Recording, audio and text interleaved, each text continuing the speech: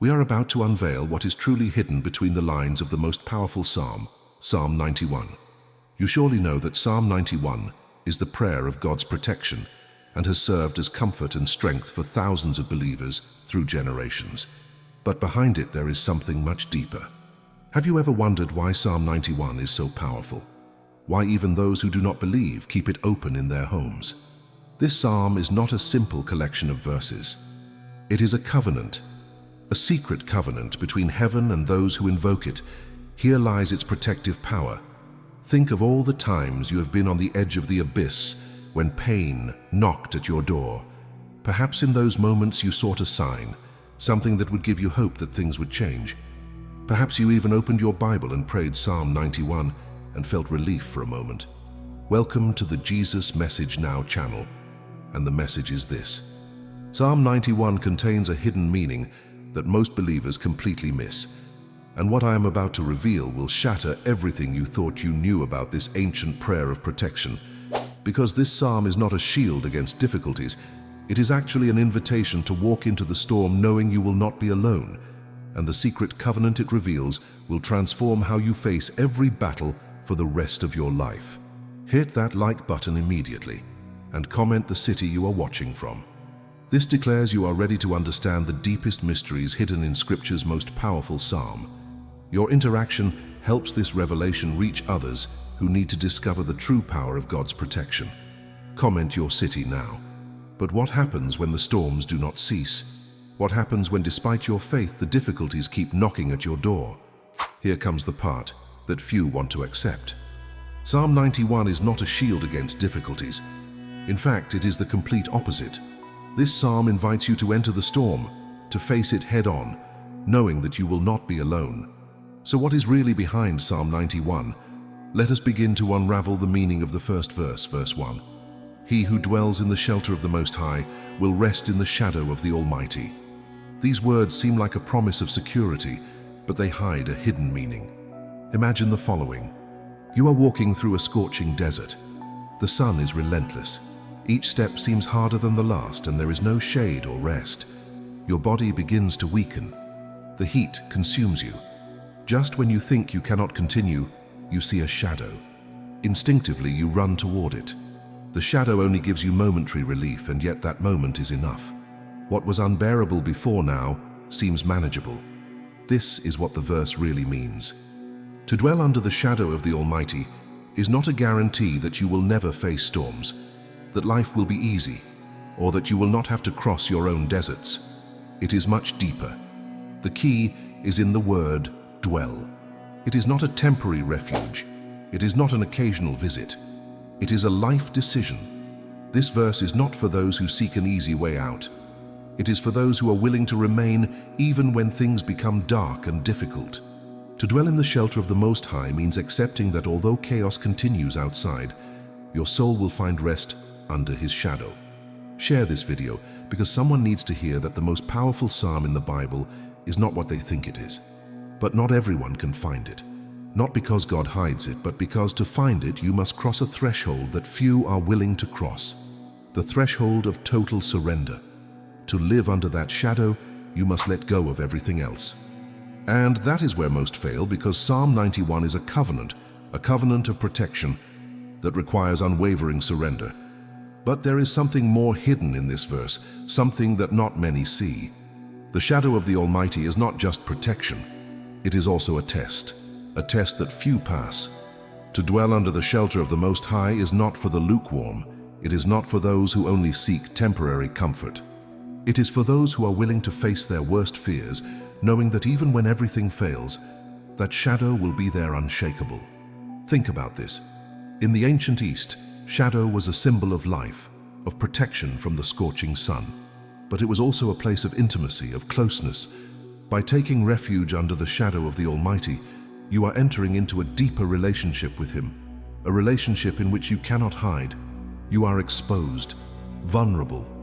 It is in that place where your fears, your doubts, and your darkest secrets come to light.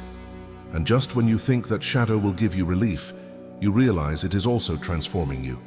For many, that transformation is terrifying, because when you approach the Almighty, you cannot remain the same person. What is really behind the first verse is not just a promise of security. It is a challenge to remain firm under that shadow, even when the world crumbles around you. A challenge to trust that although the storm does not disappear, although the desert remains relentless, God is still your refuge. Just as a shadow provides relief from relentless heat and preserves life, God's shadow offers rest and security that the world cannot penetrate. Thus, Psalm 91 begins with an invitation to enter a place of divine security, a call to live in a deep and constant relationship with the Creator, where we find our true refuge and strength. Yet what most people completely miss is that dwelling in this shadow requires something most are unwilling to give, and that hidden requirement is about to be revealed. Verse 2, I say to the Lord, you are my refuge and my fortress, my God in whom I trust. This verse seems simple, does it not?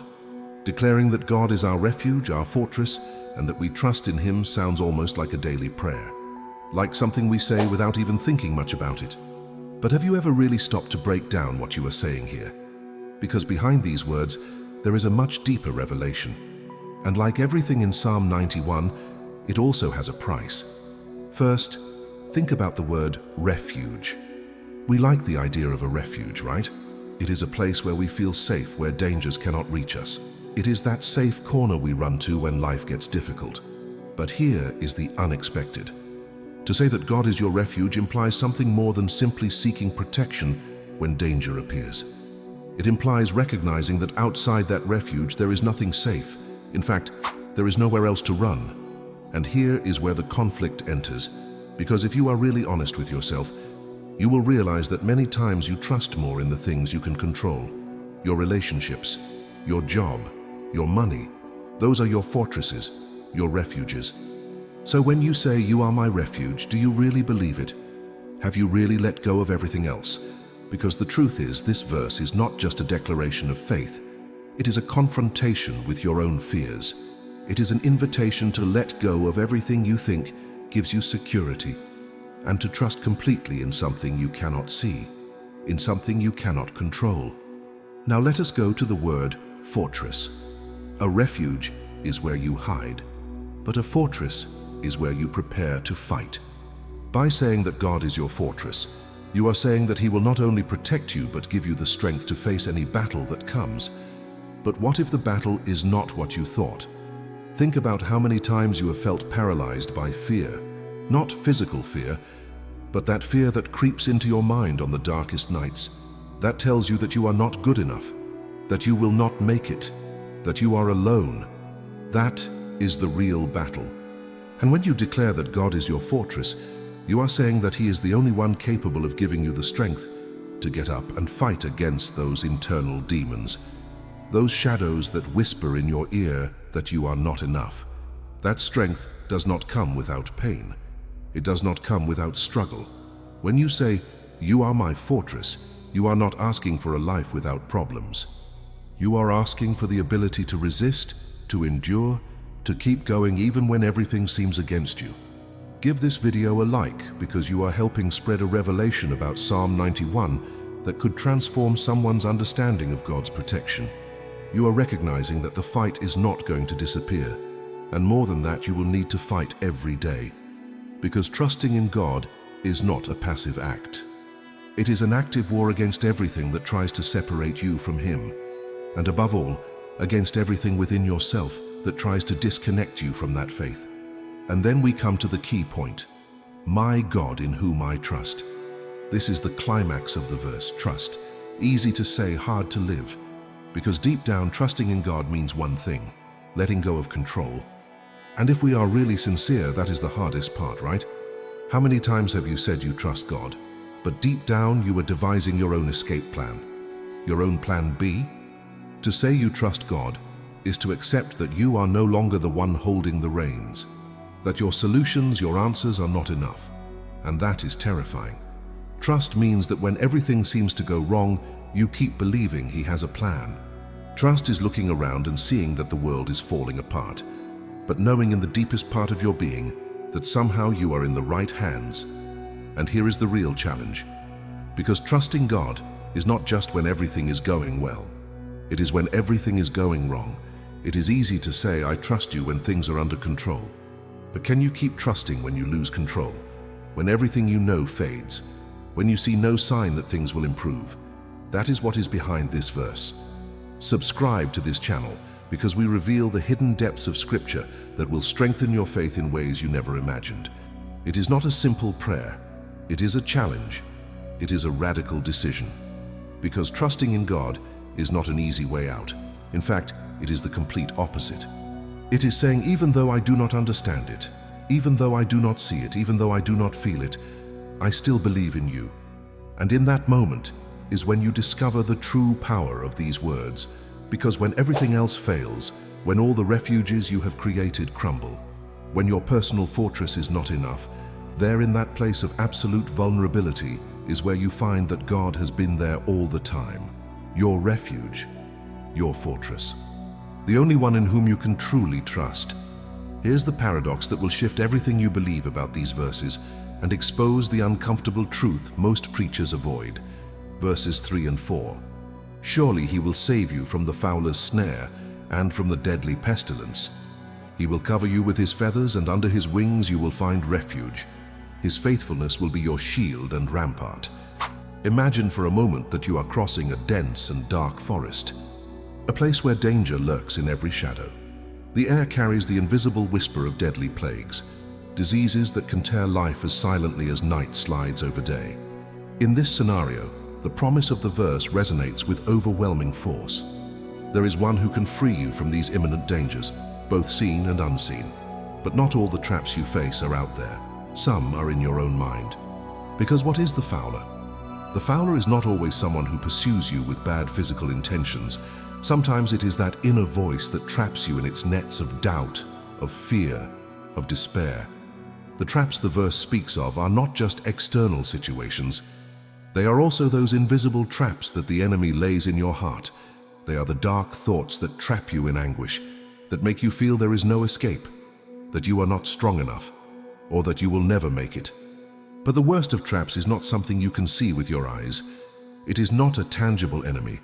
It is the despair that grows in silence when you believe you are alone, when you think all is lost. The true fowler does not always come with a weapon in hand. Sometimes he comes disguised as thoughts that seem logical, reasonable, even inevitable. He makes you believe you have no way out, that things will never change. How many times have you fallen into that trap? How many times have you been on the verge of giving up because you thought there was no other way? But here is the answer for those who really want to hear it. He will cover you with his feathers. Who would have imagined that God's protection would be described as something so soft, so delicate? Feathers, wings. But do not be deceived by the softness of the image, because these feathers are not fragile. They are a refuge stronger than any stone wall. Under those wings you realize that strength does not always come in the form you expect. It is not always an impenetrable fortress of steel. Sometimes true strength is in something as simple as allowing yourself to be vulnerable under God's care. And just when you think the refuge under God's wings is only an image of peace and security, the psalm hits you with something more. His faithfulness will be your shield and rampart. This is not just an invitation to hide. It is an invitation to fight. Because what is faithfulness? Faithfulness is more than beautiful words or comforting ideas. It is a sword, a shield, something that protects you from lies, both those that come from outside and those you tell yourself. But what happens when the truth you need to protect yourself is also the hardest truth to accept? The truth about who you are, about your fears, about the things you have been avoiding. Write in the comments, "His truth is my shield," because that declaration positions you under divine protection in a way most believers never experience. Because for many, the most dangerous traps are not those seen at first glance. They are the ones you carry inside, the deceptions you have built around yourself to avoid facing what really hurts. And that is the most dangerous fowler's trap of all, the trap of denial. Denying yourself to see the truth. Denying yourself to face what you need to change. The shield of truth not only protects you from external attacks, it also confronts you. Because once you cover yourself with that truth, you cannot keep hiding. Now watch what happens when you understand the next verses, because they will expose the most common misunderstanding about God's protection. Verses 5 and 6. You will not fear the terror of night, nor the arrow that flies by day, nor the pestilence that stalks in the darkness, nor the plague that destroys at midday. This is one of those verses that when you read it may seem like a promise of total immunity, a guarantee that nothing bad will happen to you. But if you stop to think for a second, you know life is not that simple. That fear, arrows, and plagues do not magically disappear because you read a psalm. So what does it really mean? What is behind these words? The verse begins by saying, "You will not fear the terror of night." And here the first question arises, what is that terror? Because darkness is where everything hidden takes form, where the deepest worries you tried to ignore during the day come to life. The terror of night is not just fear of physical danger. It is fear of the unknown, of the uncertain future, of those shadows in your mind that only grow larger when the lights go out. Who has not felt that knot in the stomach when waking in the darkness of night? When the thoughts you tried to avoid during the day become uncontrollable. But the most surprising thing is that this verse does not tell you the terror of night will disappear. It does not say the shadows will dissipate or the questions will vanish. What it says is, you will not fear. Because fear is what really paralyzes you, what traps you, what leaves you vulnerable. And just when you ask yourself, how is it possible not to fear? The verse takes you to the next turn. Nor the arrow that flies by day. During the day, when everything seems under control, when light reveals what is real, arrows appear. And they are not just physical arrows, they are those words, those subtle attacks that wound you when you least expect it. Because how many times in the clarity of day have you felt exposed, wounded by a word, a look, an unexpected act? These are the arrows that fly by day. You do not always see them coming, but when they arrive, they pierce you. But once again, the verse does not say there will be no arrows. What it says is you will not fear. And here is the key. It does not promise you a life without danger, without attacks, without pain. What it promises you is something even deeper. That you will not live as a prisoner of fear. Because when you free yourself from fear, the arrows lose their power, the attacks lose their impact. And that is what this verse is really offering. Freedom from fear, not from circumstances. Share this message because someone needs to understand that Psalm 91 is not about avoiding the battle, but about conquering fear in the middle of it. But how is it possible not to fear real threats? Here is the unexpected answer. Trust. Not in your own strength, not in your ability to avoid danger, but in something greater, something that does not move with life's storms. It is trust that although you cannot control what happens outside, you can control what happens inside you. And when you understand this, something changes. You realize the true battle is not in avoiding the arrows or hiding from the plague. The true battle is conquering the fear that paralyzes you. And that is where you find the freedom this verse promises you. Because yes, the night will remain dark, the arrows will keep flying, the plagues will keep lurking, but you will have changed. And then you will not only live without fear, you will be invincible in the face of what once made you tremble. Now pay close attention, because what comes next reveals why you remain standing when thousands fall around you. Verses 7 and 8. 1,000 may fall at your side, 10,000 at your right hand, but it will not come near you. You will only observe with your eyes and see the punishment of the wicked. This verse seems to promise absolute immunity, divine protection that covers you while everything around you collapses. But if you stop to think, there is something darker and deeper behind these words, because it is not just about a promise of protection, it is about a challenge to the way you interpret chaos and justice. Imagine the scenario. You are on the battlefield of life. To your left, you see 1,000 people fall. To your right, 10,000 more. Chaos, fear, and destruction seem to surround you completely. The question that immediately arises is, how is it possible that in the middle of all that chaos you remain standing? What keeps you firm when everything else is collapsing? It is not because you are immune to pain or because you are disconnected from suffering. It is because you have found a peace that goes beyond chaos. You have discovered that your refuge is not in circumstances. It is not in things around you going well. It is in something much deeper. And it is that inner peace, that strength that goes beyond what you can see or understand, that keeps you firm when everyone else falls. And here comes the most disconcerting part. You will only observe with your eyes. This phrase seems like an invitation to watch calmly, to look as the wicked receive their due. But what does it really mean to observe with your eyes? To observe with your eyes goes far beyond witnessing the fall of the wicked. It is about seeing clearly, about perceiving what is happening at a deeper level. Because in that moment of chaos, when everything seems to be collapsing, it is easy to get trapped in fear, in desperation, in thirst for revenge, or in the satisfaction of seeing others pay for their mistakes. But what this verse is asking you is to see beyond, to open your eyes and perceive that even in the middle of destruction, there is something greater happening, a divine justice that goes beyond your understanding, an order being re-established, although at first glance it seems like chaos.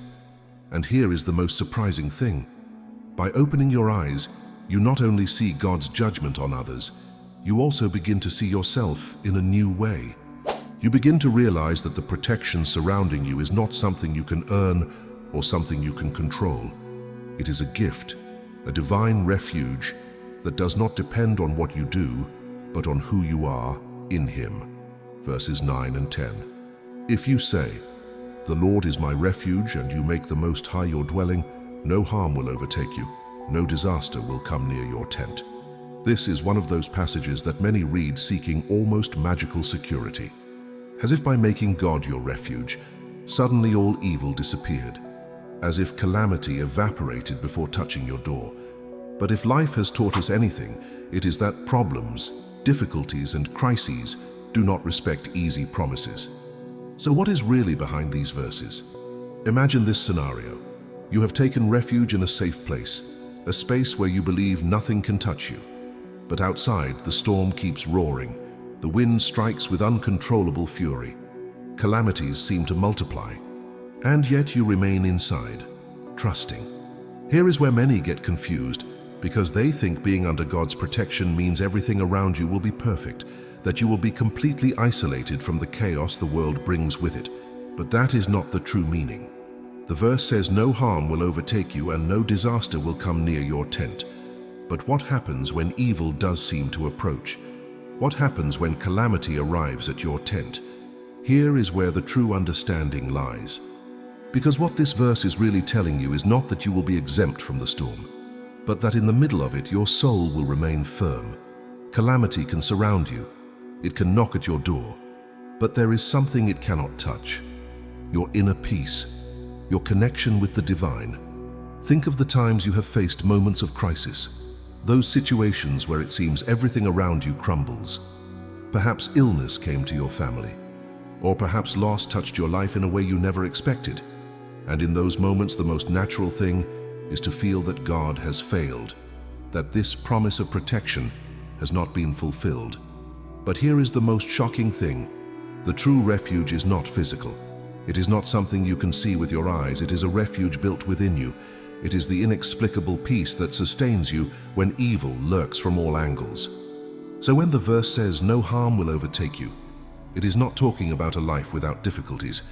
It is talking about an inner fortress that allows you to walk through fire without being consumed, that allows you to go through the valley of the shadow of death without your spirit breaking.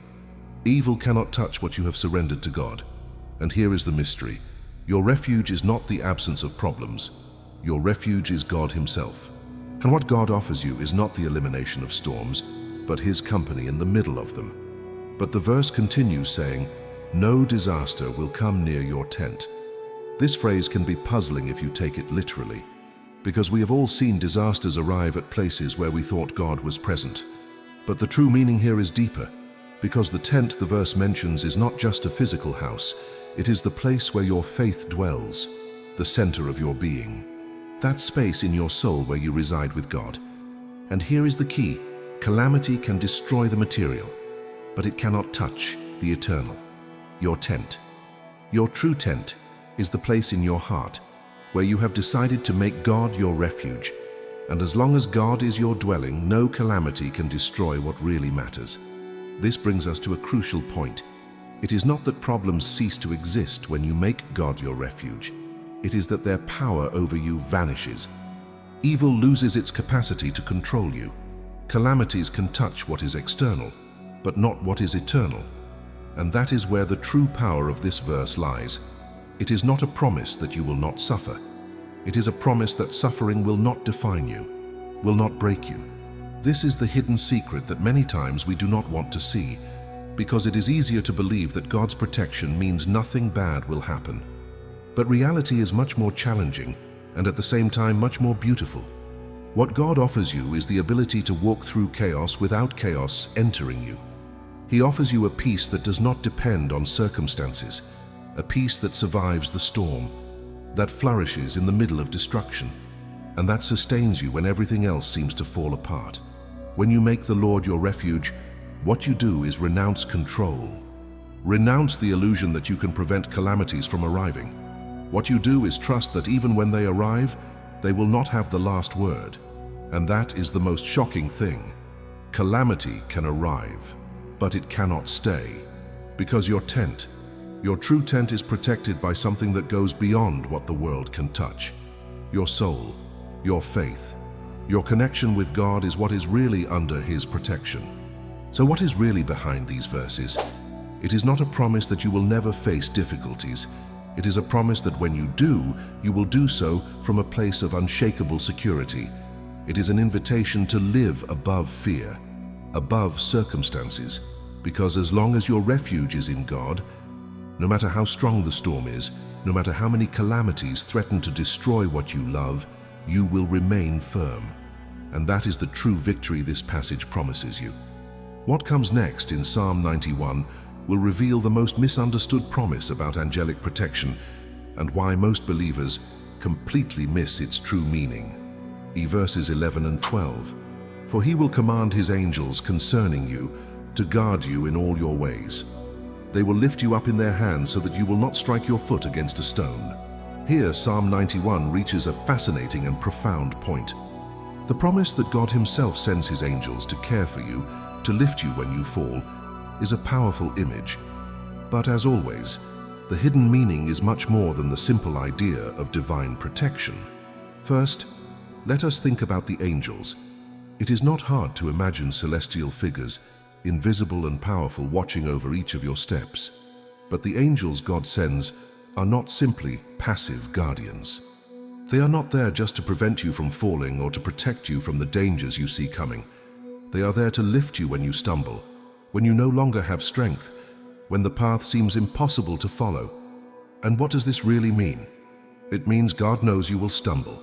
He knows there will be moments when you feel weak, where your foot will slip, where you will lose emotional or spiritual balance. Because how many times have you felt like you were falling apart, that you could not continue? It is in those moments of weakness, of extreme vulnerability, when this verse comes to life. God does not promise you will not stumble. He promises He will lift you up. And the most surprising thing is how He will do it, through His angels. But do not think of angels only as distant and ethereal celestial beings. Many times those angels arrive in the most unexpected forms. A friend who calls you just when you need it most. A word of encouragement that reaches you from someone you did not even know was watching over you. Divine help does not always come with wings and shining light. Sometimes angels are those people or those signs that God places in your life at the most critical moment, when you are about to fall. And here is where the verse deepens. It does not say in some ways. It does not say only when you are on the right path or when everything is going well. It says in all your ways, even on the paths you choose wrongly, even when you get lost or stray, the angels are still there. God does not abandon you when you take the wrong path. He keeps sending His angels. He keeps lifting you. He keeps making sure you do not stumble to the point of not being able to get up again.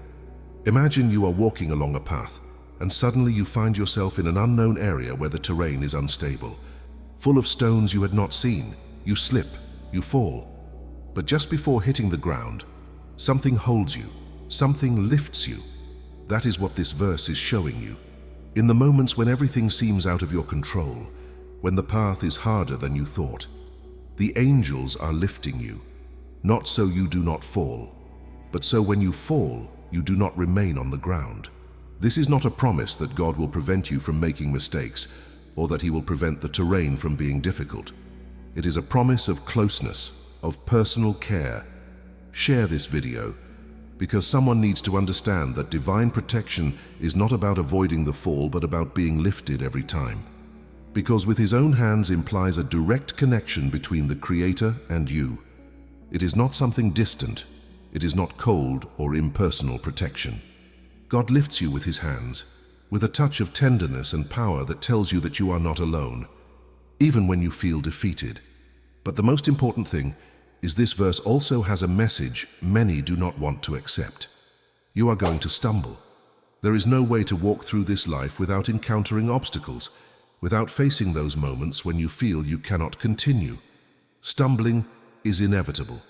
What this passage promises is not the elimination of those stumbles, but that they will not be your end. The stumbles will not be definitive, and what determines whether those moments of falling destroy you or not is whether you allow God, through His angels, to lift you. And then, just when you think the message is only protection and care, you realize this verse is also an invitation to humility, because for the angels to lift you, first, you have to recognize you need help. You have to admit you cannot always walk alone, that you will not always be strong enough to avoid the stones in the path. You have to allow them to lift you, and that, for many, is the hardest thing to accept. It is a promise that when you fall, when the terrain becomes impossible, when you feel you cannot anymore, God will send His angels to lift you. God does not ask you to be perfect. He does not ask you never to stumble. What He asks is that when you stumble, you have the humility to accept His help, to let His angels lift you, to trust that although the path is hard, you will never be alone on it. Yet there's a dimension to this protection that goes deeper than physical safety, and what comes next will reveal the true source of the authority you carry when God covers you. Verse 13, you will tread on the lion and the cobra. You will trample the great lion and the serpent. This verse, at first glance, promises absolute victory, an invincible force that will allow you to defeat the fiercest beasts and the most cunning enemies. But when you begin to unravel what it really means to trample the lion and the cobra, you realize it is not as simple as a physical or literal victory. Behind these words, there is a much more personal battle, a struggle we all face but few recognize. First, there is the lion. The lion has always been a symbol of strength, of ferocity, of something or someone that challenges you head-on, that roars and intimidates you. We have all faced lions in our lives. They are those problems that attack you openly, that make you feel small, helpless, that corner you and leave you with no options. Perhaps it is an illness, perhaps a personal or financial crisis that appears suddenly, like a deafening roar that threatens to destroy everything you have built. The lion does not hide. He comes directly toward you, and the most terrifying thing is you see him coming. But sometimes you feel there is nothing you can do. However, this verse tells you that you will trample him. It does not say the lion will not come. It does not say you will not face that imposing force. What it says is, you will have the power to trample him, to defeat him. But how? Not with your strength, not with your human capacity. God gives you the ability to face him. He gives you the strength to trample him just when it seems he is going to devour you. And then there is the cobra. This is much more stealthy, much more cunning. The cobra does not attack head-on like the lion. She slips silently. She hides among the shadows, waiting for the perfect moment to bite. The cobra represents those silent fears, those problems you do not see coming until it is too late. It is the doubt that slips into your mind when you think everything is fine. It is the unexpected betrayal, the poison that enters your life subtly, almost imperceptibly, until you feel its devastating impact. But once again, the verse tells you that you will trample her. The power to overcome the cobra is not in avoiding her, because you cannot avoid what you do not see. The power is in recognizing her in time, in being so connected with truth and with God's protection that although the cobra tries to poison you, she will have no power over you. Give this video a like because you are helping reveal the hidden spiritual authority God has given every believer who trusts in him. The serpent, since the time of Adam and Eve, has always symbolized deception, temptation, silent manipulation. And what this verse promises you is that you will not only have the strength to overcome the obvious, but also the hidden, the treacherous. What tries to undermine your faith without you realizing it? But here is where the question arises. How can you trample something that seems more powerful than you? The lion is stronger. The cobra is more cunning. And the answer is this. It is not about your strength. It is about your authority. To trample the lion and the cobra does not refer only to defeating external enemies. It refers to exercising the authority God has given you. The power to overcome does not come from what you can do by yourself, but from what God has placed in you. And the verse continues saying, "You will trample the great lion and the serpent." This is not a passive image. It is not that you will simply survive these attacks. It is not that you will barely escape. To trample means to step with authority, to walk over something with confidence and total dominion. You are not just going to survive the lion and the cobra, you are going to walk over them. This changes everything. It is not just a promise that you will be freed from your problems. It is a promise that you will come out stronger. You are going to walk over what tried to destroy you. What once made you tremble will now be under your feet. Now watch what happens when God Himself speaks directly in the next verses, because His personal response will shatter every assumption you had about prayer, verses 14 and 15. "Because he loves me, says the Lord, I will rescue him. I will protect him, for he acknowledges my name. He will call on me and I will answer him. I will be with him in trouble. I will deliver him and honor him." This verse is the moment where God Himself speaks, where the divine voice breaks through and offers a promise that seems unbreakable. But what does it really mean to be rescued? What does it mean to cling to God and acknowledge His name? At first glance, it sounds like a guarantee of protection, that if you trust Him, everything will be fine.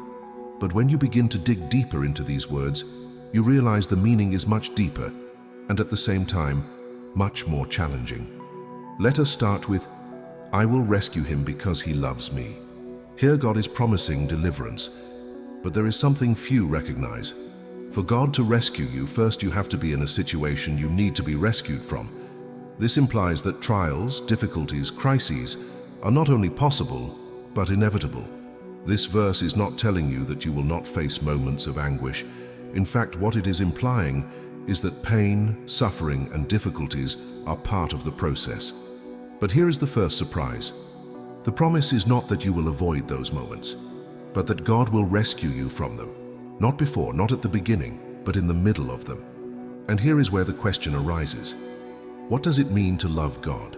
The image of loving is much more powerful than it seems.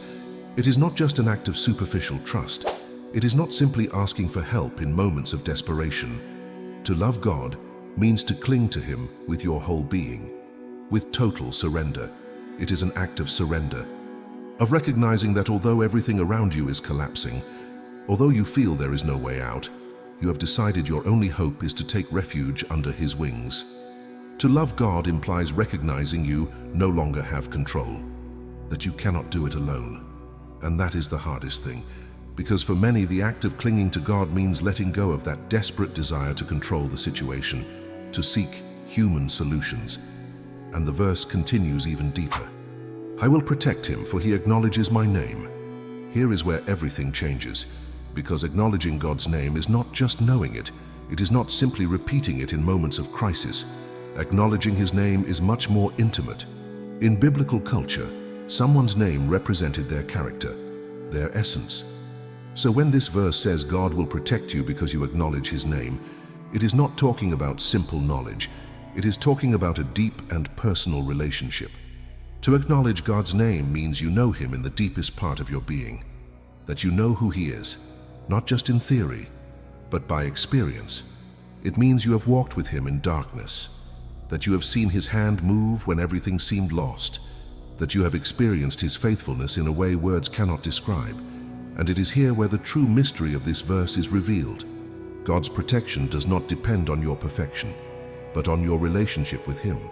Subscribe to this channel because we go deeper into Scripture than anywhere else and equip you to experience God's presence in ways most believers never discover. God does not protect you because you are impeccable, because you do everything right.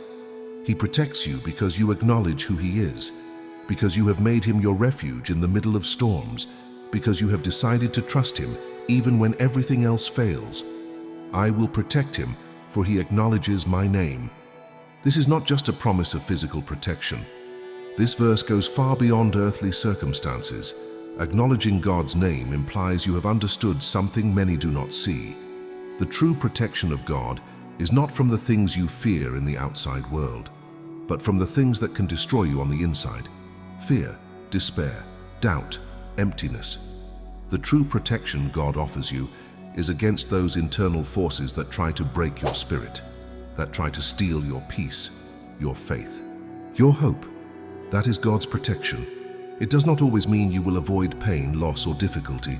What it means is that when those things come, and they will come, your soul will be safe, because you have acknowledged His name and decided to make Him your refuge. But this promise is conditional. It is not guaranteed for everyone. It is reserved for those who cling to God, for those who acknowledge His name. This implies you cannot simply invoke His protection without first having surrendered completely to Him. And then comes the next part of the verse, a promise that seems almost contradictory. He will call on me, and I will answer him. I will be with him in trouble. This phrase seems simple. You cry out, God answers. But how many times have you cried out, and the answer has not come the way you expected? How many times have you prayed in the middle of desperation, and all you felt was silence? It is easy to think that when you call on God, the answer will be immediate, visible, something tangible you can recognize. But what this verse is revealing is something more unsettling. God always answers, but not always in the way we expect. Imagine for a moment being at the bottom of the pit of anguish, when everything seems lost. In those moments you cry out to God, asking for a way out, asking for a miracle, something to take you out of darkness. But God's answer is not always to take you out of darkness immediately. Sometimes His answer is simply to be with you in it. I will be with him in trouble. This is the central point of the verse. He does not promise you will avoid anguish, nor that He will take you out of it the instant you cry out. What He promises you is His presence. God is not a distant observer. In the darkest moments, in those hours when you feel there is no more hope, He is there. And this is the hardest part to accept, because many times what we most desire is not just His presence, but an immediate solution. We want the anguish to end. We want the pain to disappear. But this verse tells you something deeper. God's true answer is not eliminating pain, but walking with you through it. And then comes the next part of the verse, a promise that seems almost contradictory. I will deliver him and honor him. How can you be delivered and at the same time walk through the darkest moments? Here is the key. God's deliverance is not always immediate or physical deliverance. Sometimes true deliverance occurs in the heart. In the moment when in the middle of anguish you discover a strength you did not know you had, a peace that goes beyond understanding. The most surprising thing is that many times the process of being delivered first passes through walking in fire. God does not always take you out of the flames, but He promises you that when you are in them, you will not be alone. And just when you think the worst has passed, that deliverance is the end of the process. God adds something more. He will honor you. Most of us think of honor as recognition, success, rewards. But in the context of this verse, the honor is not just what the world values. The honor God promises here is much deeper. It is the result of having gone through fire and come out stronger. It is the honor of having walked in anguish and found God in the darkest place. The true honor is the transformation that occurs in the soul when you discover that in moments of greatest pain, God was there sustaining you. Write in the comments, He is with me in trouble, because that declaration positions you to experience God's presence in a way most believers never do.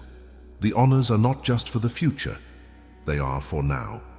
Because although many times we think the reward of faith comes at the end of the road, what this verse reveals to you is that honor is in the process itself. Every moment of anguish you go through, every time you cry out to God and find His presence, He is filling you with an invisible but powerful honor. Now we come to the final verse of the psalm, and what it reveals about fullness of life will transform everything you thought salvation meant. Verse 16, With long life I will satisfy him and show him my salvation. This verse seems so clear, so definitive. Long life, enjoying salvation. Who would not want this? It seems like a promise that encapsulates the deepest human longing, longevity, and at the end of it all, secure salvation. But there is something much more powerful, much more surprising hidden between these words, because God's promise here is not simply more time on earth. It is the promise of a full life, a life that, although crossed by trials and difficulties, culminates in a joy and peace the world cannot offer. When God says, "With long life I will satisfy him," it is not just about the quantity of years you live. It is about the quality of those years. This is not an empty promise of longevity. It is not just living longer. It is about a satisfied life, full of purpose, of meaning, of a fullness that transcends what the world measures in terms of success or achievements. There are people who live many years but never feel they have truly lived. God's promise here is different. He promises you a life that is full, not just of experiences, but of divine purpose. A life where every day counts, where even difficult moments have a deeper meaning because they are connected with an eternal plan. Imagine you are living a life in which every year, every day is not just time passing, but an opportunity to experience more of God's grace and mercy. Long life does not mean absence of problems. You know there will be difficulties, because the psalm itself says, "I will be with him in trouble."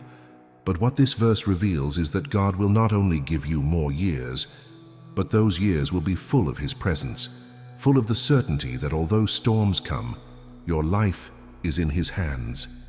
But just when you think you have understood what long life means, the verse takes a turn. "And show him my salvation." This is the climax, the point where everything makes sense, because in the end, what good is a long life if it does not have salvation? Here is where God reveals his deepest promise. The true joy is not in the quantity of years you live, but in knowing your soul is safe.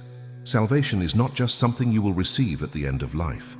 It is something you can experience here and now. It is a life in which even in the middle of challenges, you can have the certainty that whatever happens, your end is sealed in eternity. The joy of salvation is that sense of peace that transcends time, that deep knowledge that you are in God's hands and nothing can separate you from him. It is easy to think salvation is just the end of pain, the end of struggles. But the true joy of salvation is being able to experience God in the middle of struggles. It is knowing that although life will not always be easy, although there will be moments of loss, of anguish, of uncertainty, your destiny is assured. This joy is something few understand, because it is not about superficial happiness. It is not the joy that comes when everything is fine. It is a joy born of knowing that even when everything seems to go wrong, your soul is safe. And it is not just a promise for the end of life. It is a promise for the present. Salvation is not something you wait for until the last breath. It is something you can experience right now. It is the certainty that although the world around you is full of chaos, within you there is a peace that cannot be destroyed. The joy of salvation is living every day with the knowledge that you have already been rescued, that you have already been redeemed. And here is the most powerful part. This joy does not depend on external circumstances. It does not depend on whether life is easy or difficult. The joy of salvation is unshakable because it is not based on what the world gives you or takes away. It is based on what God has already done for you. You have already been saved. You have already been filled with his grace. And that joy is what allows you to walk through life with unshakable confidence, knowing that in the end, no matter what happens, your life is in God's hands. Share this message with 3 people, because someone needs to understand that Psalm 91 is not just ancient poetry, but a living covenant available today. Now let me show you how to activate this covenant in your life, because understanding Psalm 91 is not enough. You must live it, and living it requires 3 specific decisions that most believers never make. First, you must make a conscious decision to dwell, not visit. The psalm begins with "He who dwells." Dwelling is not occasional. It is not when you feel like it. It is not just in crisis. Dwelling means you have decided that God is your permanent residence, your first thought in the morning, your last thought at night, the constant presence you acknowledge throughout the day. This is not religious routine, this is relationship. Second, you must speak the covenant out loud. Verse 2 says, "I say to the Lord," there is power in declaration. When you speak these truths over your life, you are not just hoping for protection. You are activating a spiritual reality. You are aligning yourself with divine promises. You are reminding yourself and the spiritual realm where your trust lies. Third, you must walk in the authority given to you. The psalm does not just promise protection, it promises you will trample on lions and serpents. This is authority. This is dominion. But you cannot walk in authority you do not believe you have. So you must understand, God has not just promised to protect you, He has given you authority to overcome, to stand firm, to walk through fire without being consumed. When you combine these three, dwelling in His presence, declaring His promises, and walking in your authority, Psalm 91 stops being words on a page and becomes a living reality in your life. This is the secret covenant. It is available to all, but activated by few, because most want the benefits without the commitment. They want the protection without the relationship. They want the promises without the surrender. But you are different. You have stayed until the end of this message. You have allowed these truths to penetrate your heart. And now you have a choice. Will you just know about Psalm 91? Or will you live it? Will you just admire it from a distance? Or will you make it the foundation of your daily walk with God? The choice is yours. But know this, everything changes when you truly activate this covenant. Now let us pray together.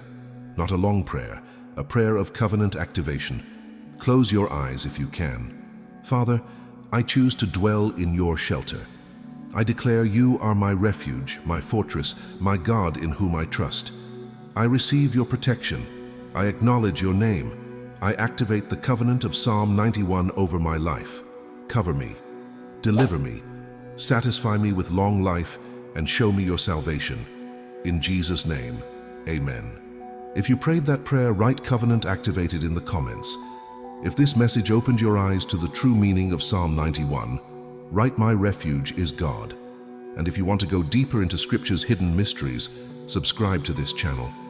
We are committed to revealing the depths of God's Word that transform lives. Share this video with someone who needs divine protection today. God bless you. Walk in His shadow, dwell in His presence, and live under the unbreakable covenant of Psalm 91.